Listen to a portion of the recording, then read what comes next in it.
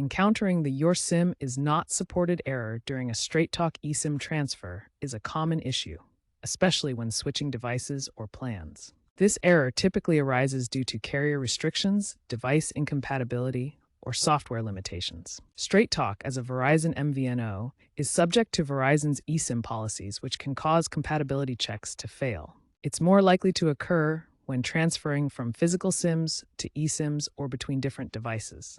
Not all devices support Straight Talk's eSIM profiles, and prepaid plans may have transfer restrictions. A mismatch in the IMEI can also trigger this error. While Straight Talk has updated its app with a transfer eSIM feature, it can still fail on Verizon-backed networks if the device isn't fully unlocked or if the SIM profile is tied to a discontinued plan. Several workarounds can help resolve the SIM not supported error.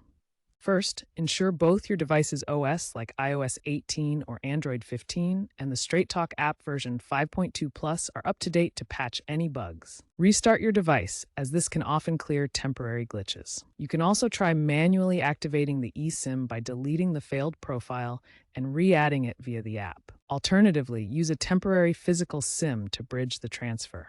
Another approach is to perform a network reset on your device to clear cached SIM data.